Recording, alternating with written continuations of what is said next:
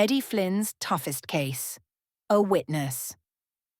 8 Summary, the steam clinging to the windows of O'Malley's bar, was a familiar comfort to Eddie Flynn. Rain lashed against the glass, mimicking the relentless storm brewing inside him. He cradled his lukewarm whiskey, the amber liquid a small island of warmth in the encroaching cold.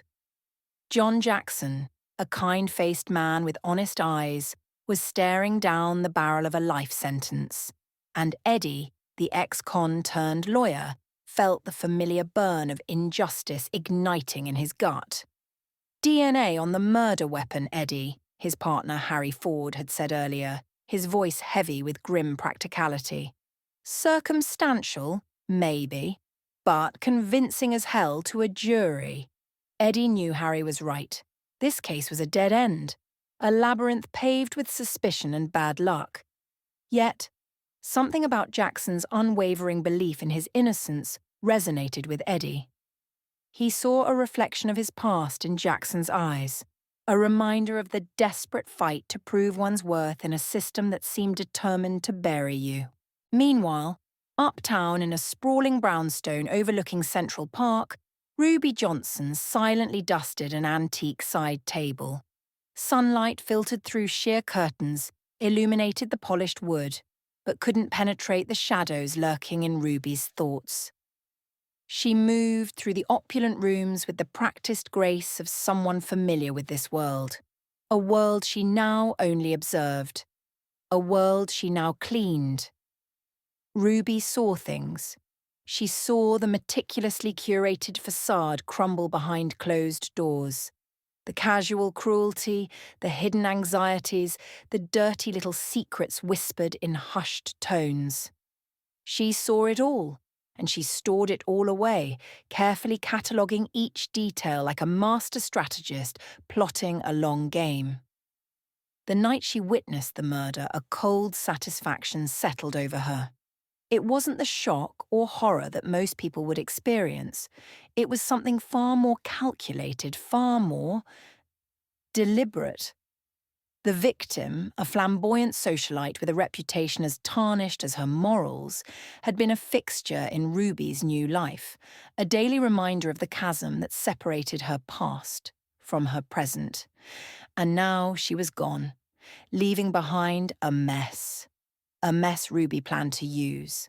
Back in the dimly lit courtroom downtown, Eddie paced, his sharp eyes scanning the faces in the gallery. He knew he was walking a tightrope, a precarious dance between legality and necessity. Jackson's case was a powder keg, and the slightest misstep could trigger an explosion that would bury them both. He knew powerful forces were at play, forces that preferred Jackson silenced and out of the way.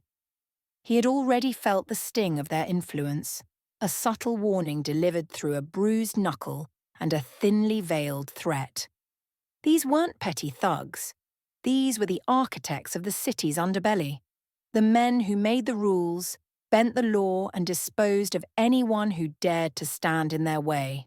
Eddie knew he was running out of time.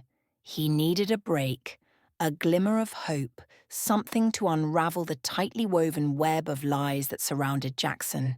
He needed a witness, someone who saw something, someone who knew something, someone like the unassuming maid who drifted through the opulent mansions uptown, a silent observer in a world of whispered secrets and carefully constructed illusions.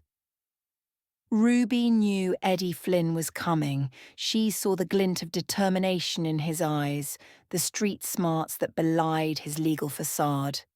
She was a pawn in a much larger game, a game she intended to win.